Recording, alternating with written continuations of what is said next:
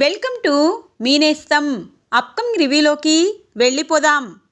శ్రీవల్లిని Menon kidnap చేయడంతో జేడీకేడి alert అవుతారు. ఇక జేడీకేడి మీనన్ని ఎలాగైనా ఈసారి జైలుకు పంపించాలని ఒక అతిపెద్ద తెలివైన ప్లాన్ వేయడంతో మరి మీనన్ ఎలా చిక్కుకున్నాడు. ఈసారి మీనన్ని రోడ్డుపై నడిపించుకుంటూ జేడీకేడి ఎలా అరెస్ట్ చేయబోతున్నారు. అలాగే ఇంత పెద్ద స్కామ్ని వెనకాల ఏ మంత్రి నడిపిస్తున్నారు అన్నది బయటికి జేడీకేడి ఎలా తీసుకురాబోతున్నారు. అలాగే చాలామంది స్టూడెంట్స్ని ఇప్పటికే అవయవాలు తీసేసి చంపేసిన మీనన్కి ఎలా బుద్ధి చెప్తున్నారు అన్నది ఈ వీడియో తెలుసుకోండి. అలాగే జేడీ పెద్ద ప్లాన్ వేస్తుంది.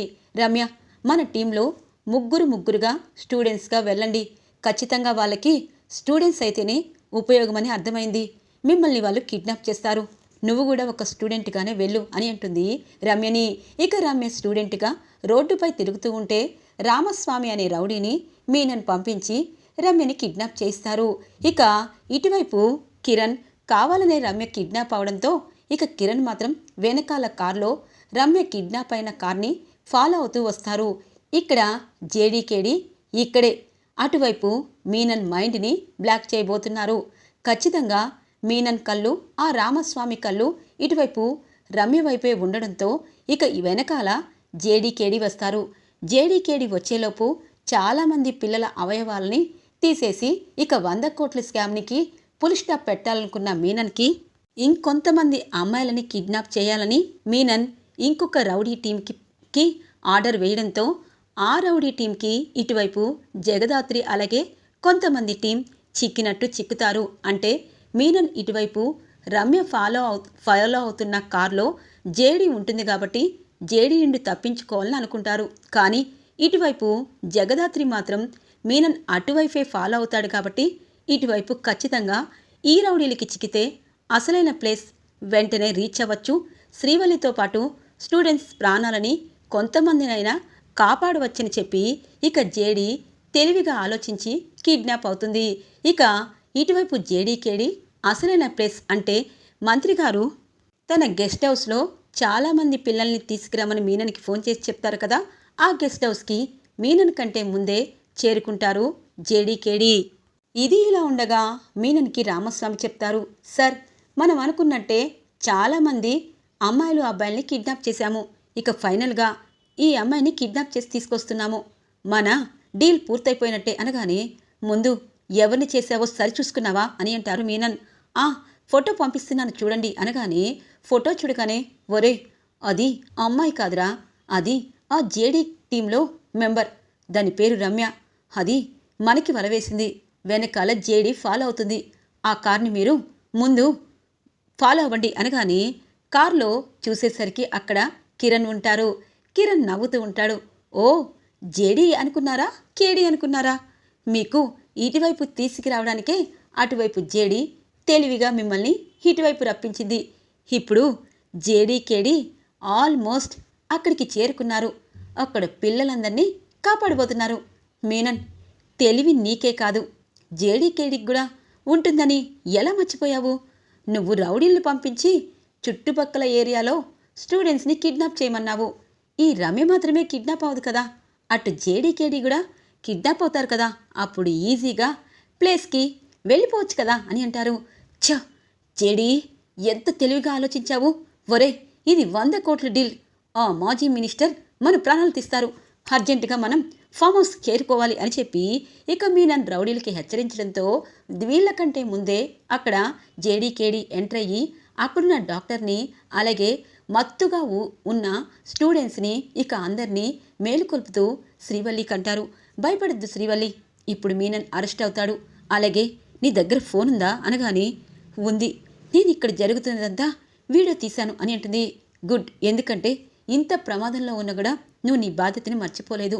నీ దగ్గరున్న సెల్ ఫోన్తో ఇక్కడ మొత్తం రికార్డ్ చేశావు అని చెప్పి ఇక టీం అందరితో ఇక అక్కడ మత్తుగా పడిపోయిన ఆ స్టూడెంట్స్ అందరినీ వేరే క్యాన్లో ఎక్కిస్తూ ఉంటుంది ఇక జేడీ. ఇంతలో మీనన్ వస్తారు. ఏయ్ జేడీ, నీకు తెలివితేటలు చాలా ఎక్కువయ్యాయి. వీళ్ళతో పాటు నిన్ను కూడా నేను ఖచ్చితంగా నీ బాడీలో పార్ట్లన్నీ తీసేసి ఉన్నత వాళ్ళకిస్తాను. ఒరే జేడీకేని కూడా పట్టుకోండి అనగానే, అంత ఈజీనా మీనన్? నువ్వు ఇలాంటి డైలాగులు చెప్పి చాలాసార్లు పొగబొమ్మ వేసి వెళ్ళిపోవచ్చు, కానీ ఈసారి ఆ అవకాశం నీకివ్వటం లేదు. నీ వెనకాల ఉన్న ఆ పెద్ద తలకాయ కూడా ఇప్పుడు బయటికి రాక తప్పదు అని చెప్పి ఇక జేడీకేడి అనడంతో ఇక మీనన్ ఏం చేయాలో అర్థం కాదు. నువ్విక ఏమీ చేయలేవు మీనన్. నువ్వు శ్రీవల్లిని కిడ్నాప్ చేసి తప్పు చేశావు మీనన్. అలాగే ఇక్కడున్న ఈ పిల్లలు ఏం పాపం చేశారని వాళ్ళ కళ్ళు కిడ్నీలు తీసి వేరే దేశాలకు అమ్ముకొని కోట్లు సంపాదిస్తున్నావు దేనికి అని చెప్పి అంటుంది. అయ్యో జేడి, నాకు నీతులు చెప్తున్నావు, నేను వెళ్ళిపోతున్నాను అనగానే ఇక చుట్టూ పోలీసులు రౌండ్ వేస్తారు. ఇంతలో మీనన్కి ఫోన్ వస్తుంది. మీనన్, ఇప్పుడు నువ్వు లొంగిపోతేనే సేఫ్. నీతో పాటు నీ వెనకాల ఉన్న మమ్మల్ని కూడా అరెస్ట్ చేస్తారు. నువ్వు లొంగిపోయావనుకో ఖచ్చితంగా మేము బయటికి తీసుకొస్తాము అని చెప్పి ఇక మాజీ మినిస్టర్ తనకి ఫోన్ చేయడంతో మీనన్ అలాగే ఉండిపోతారు. ఇక జేడీకేడి మీనన్ చేసిన ఆగడాలన్నీ మీడియాకి పెట్టి ఇక మీనన్ని ఒక నడి రోడ్డుపైన ఈడ్చుకుంటూ ఇక అరెస్ట్ చేసి ఇక లాకప్లో వేసేస్తారు. మీనన్ నవ్వుతూ ఉంటారు. జేడీ, ఇన్ని రోజులు తప్పించుకున్నాను, ఇప్పుడెందుకు తప్పించుకున్నానో తెలుసా అని అంటారు. తప్పించుకోలేదు, మేమే అరెస్ట్ చేశాము. నీ పాపాలు పండాయి మీనన్ అనగానే, అవును నా పాపాలు పండాయి, కానీ నా వెనకాల ఉన్నవాళ్ళు నాకు సపోర్ట్ చేయాలంటే నేను అరెస్ట్ అవ్వాలి కదా. నన్ను వాళ్ళు ఎలా బయటికి తీసుకురావాలో తెలుసు జేడీ అని అంటారు. చూడు మీనన్, నీకు తెలియని విషయం ఏంటో తెలుసా అని అంటుంది. ఏంటి అనగానే, నిన్ను జైలుకు తీసుకొచ్చి ఇక్కడ కట్టి పడేసి కిడ్నాప్ చేశామని నీకు తెలియదు కదా అని అంటారు. ఒక్కసారిగా షాక్ అయిపోతాడు ఇక మీనన్. ఏంటి, ఇది జైలు కాదా అనగానే కేదార్ అంటారు. అయ్యో జేడి, అసలు మీనన్ ఎక్కడున్నాడు? నడి రోడ్డు మీద, అలాగే పోలీస్ స్టేషన్కి తీసుకొస్తాము. కానీ మనం అనుకున్న పోలీస్ స్టేషన్కి తీసుకొచ్చి ఇతని నోటి వెంట అసలు నిజాలు, అంటే 25 సంవత్సరాల క్రితం మీ అమ్మగారికి జరిగిన అన్యాయం, అలాగే ఈ మీనన్ చేసిన ఎన్నో పాపాలు, ఇవన్నీ బయటికి రావాలి. మీనన్ వెనకాల ఉన్న వ్యక్తులు బయటికి రావాలి అంటే మీనన్ని అరెస్టు చేయడమే కాదు, అరెస్టు చేసినట్టు నటించి అసలు నిజాలు కక్కించాలి. తినికి నిజాలు కక్కించకపోతే ఏం చేద్దాం కేడి అని అంటుంది. అయ్యో, మీనన్కి ఏం చేయాలంటావేంటి? చాలా సింపుల్ మీనన్, నువ్వే ఒక ఆప్షన్ ఎంచుకో. మీనన్ అనేవాడు చచ్చిపోతే ఈ దేశానికి చాలా హ్యాపీనెస్, కానీ అటువైపు మాజీ వాళ్ళకు కూడా హ్యాపీనే. వాళ్ళ నిజాలు నీ దగ్గర ఉన్నాయి కాబట్టి. ఇప్పుడు నువ్వు ప్రాణాలతో లేవనుకో, మా పోలీస్ డిపార్ట్మెంట్కి ఒక పెద్ద క్రిమినల్ని చంపే అవకాశం వస్తుంది. శాశ్వతంగా నిన్ను జైల్లో పెట్టి 3 పూట్ల మెక్కేలా భోజనం పెడతామని ఎలా అనుకున్నావు? మీనన్, నువ్వు స్టూడెంట్స్కి ఏ పాపం ఎరగని భవిష్యత్తు ఉన్న స్టూడెంట్ అవయవాలన్నీ అమ్మేసి కోట్లు సంపాదించాలనుకున్నావు. కానీ నీ అవయవాలని ఇక్కడే ఈ లాకప్లోనే తీసేసి కనీసం ఇలాంటి అవయవాలు ఎవ్వరూ ముట్టుకోకుండా నిన్ను చంపేసి ఏం చేసినా నీ శవం కూడా దొరకకుండా మేము చేయాలనుకుంటున్నాం. మాకు అవార్డు రాకపోయినా పర్వాలేదు మీనన్ అనగానే, జేడి నన్ను చంపుతావా? నో అనగానే, ఓ నీ ప్రాణాలు అంత ఇష్టమన్నమాట. ఎదుటివారి ప్రాణాలు నీకు గాలిలాగన్నమాట. అయితే ఈ లాకప్లోనే నువ్వు సమాధైపోతావు. ఇది లాకప్ లాంటి లాకప్ అని చెప్పి జేడీకేడి ఇక ఇటువైపు మీనన్కి కరెక్ట్ అయిన సమాధానం ట్విస్ట్ ఇవ్వడంతో మీనన్ అదిరిపోతూ ఉంటారు. చూడు మీనన్, ఆఖరి అవకాశంగా నీ దందాల వెనకాల ఎవరున్నారు అన్నది నువ్వు నిజం చెప్పి నువ్వు సేఫ్గా ఈ జైల్లోనే సంతోషంగా తోటి ఖైదీలతో బ్రతకాలనుందా, లేకపోతే ఈరోజే నీ డెత్ కన్ఫర్మేషన్ చేసుకోవాలందా? ఇన్ని రోజులు ఎక్కడో అండర్ గ్రౌండ్లో మనిషిగా కాకుండా, పశువుగా కాకుండా, కనీసం నువ్వనే వ్యక్తివి అనేవి లేకుండా బ్రతికావు. ఇప్పుడు కింద పాతాళంలోకి తెలియనిగా వెళ్ళిపోతున్నావు అని అంటుంది జేడి. అంటే ఇప్పుడు నేను నిజం చెప్పాలా అనగానే, చెప్పినా చెప్పకపోయినా అది నీ ఇష్టం. కేదార్, ఆకలి వేస్తుంది అనగానే, అయ్యో జేడి, ఈరోజు కాదు ఇంకో గంట తర్వాత మీననే వ్యక్తి చచ్చిపోబోతున్నాడు, మనం బిర్యానీ తినాలి అని చెప్పి ఇద్దరు అనుకుంటూ ఉంటారు. ఇది ఇలా ఉండగా ఇక శ్రీవల్లి ఇంటికి చేరుకుంటుంది. ఇక కౌశికి పరుగు పరుగున వచ్చి, శ్రీవల్లి ఏం కాలేదు కదా, జేడీకేడి ఎక్కడున్నారు అనగానే, అక్క జేడీకేడి నన్ను చాలా బాగా రక్షించారు, అలాగే అక్కడున్న స్టూడెంట్స్ని కూడా కాపాడారు. నిజం చెప్పాలంటే నేను చనిపోయినా వాళ్ళకి సహాయపడాలనుకున్నాను అనగానే, అమ్మ శ్రీవల్లి నిజంగా నువ్వు చాలా ధైర్యవంతురాలివి. నీ ప్రాణాలు పోవాలనుకున్నా తోటి విద్యార్థులకి అలాగే మీనన్ నిజస్వరూపం బయట పెట్టాలని సెల్ ఫోన్లో వీడియో తీశావు. అది ఇప్పుడు మీనన్ అరెస్ట్కి కరెక్ట్గా సరిపోయింది అని చెప్పి సుధాకర్ అంటారు. అమ్మో ఇది గట్టికి రాలే, మీనన్నే ఎదిరించి అక్కడికి వెళ్ళింది అని చెప్పి అనుకుంటూ ఉంటుంది మనసులో వైజయంతి. ఏంటత్తయ్య శ్రీవల్లి వస్తే మీకు హ్యాపీగా లేదా అనగానే, ఎందుకు లేదు, ఆ మీనన్ చేతిలోండి బయటపడ్డాది, నిజమే ఇది గట్టికి రాలే అని అంటుంది. వదిన పొద్దుననగా వాళ్ళ అమ్మకి అవమానం జరిగిందని జగదాత్రి కేదార్ ఇంటికి రాలేదు అనగానే, అయ్యో నిషి ఎందుకలా అంటావు, నిజం చెప్పాలంటే జగదాత్రి వాళ్ళమ్మ చాలా మంచివారు, ఎవరో అవినీతి చేసి తన మీద మరకలు అంటించారని క్లియర్గా అర్థమవుతుంది.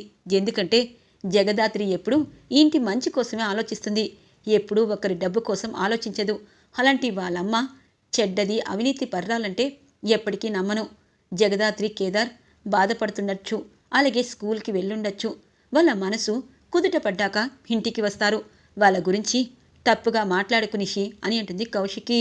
ఇక శ్రీవల్లి అక్క అదే కళ్ళ ముందు తిరుగుతుంది అని చెప్పి ఇక అక్కడి నుండి వెళుతూ ఉంటుంది. ఇంతలో జగదాత్రి కేదార్ ఇక జేడీకేడి రూపాల నుండి బయటికి వచ్చి ఇంటికొస్తారు.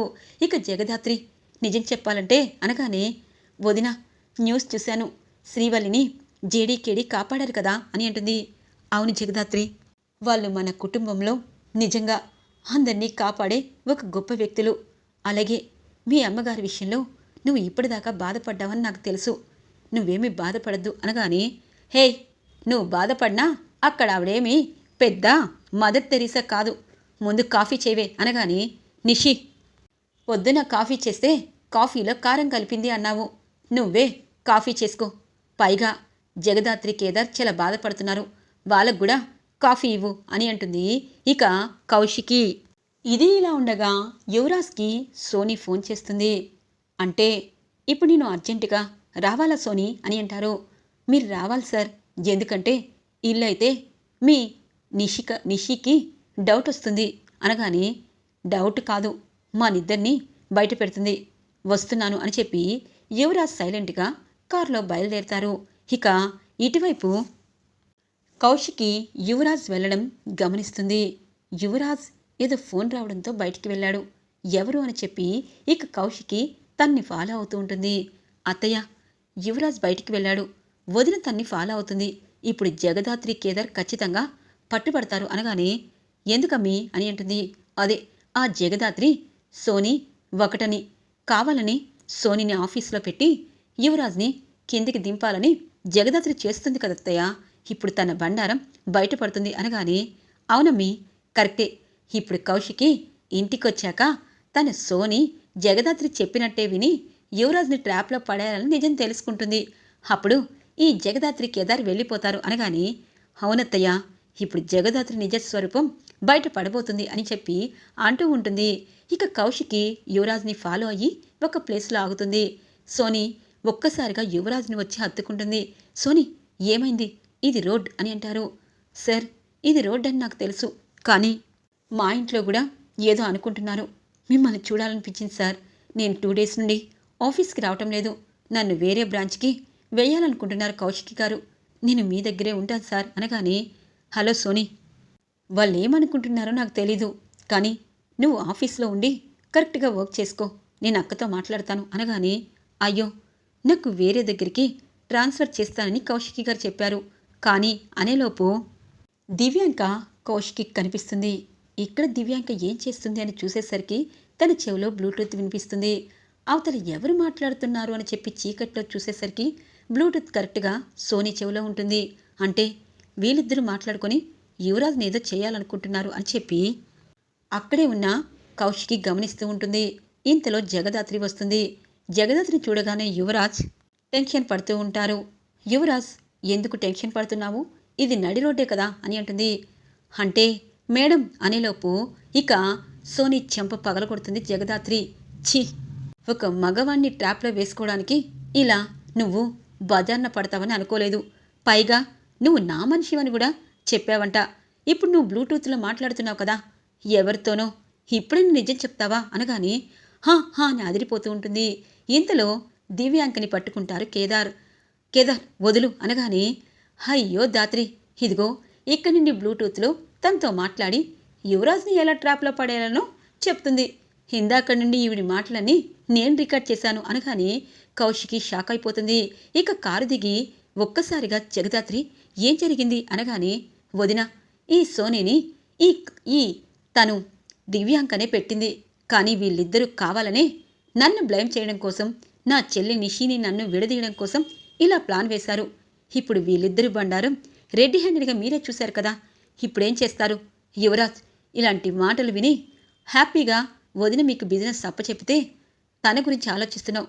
నిషికి ఈ విషయాలు తెలిస్తే నీ గురించి ఏ నిర్ణయం తీసుకుంటుందో తెలుసు కదా యువరాజ్ అని అంటుంది. అవునవును సోనీ, దివ్యాంకతో చేతులు కలిపి నన్నే వాడుకుంటావా నిన్ను అని అంటారు. యువరాజ్ నువ్వు వెళ్ళు, వీళ్ళిద్దరి గురించి నేను చూసుకుంటాను అని అంటుంది కౌశికి. ఈరోజు రివ్యూ ఇలా ఇంట్రెస్టింగ్గా ఎండ్ అవుతుంది ఫ్రెండ్స్. రాబోయే రివ్యూ కోసం మా ఛానల్ని సబ్స్క్రైబ్ చేసుకోండి. Thanks for watching friends.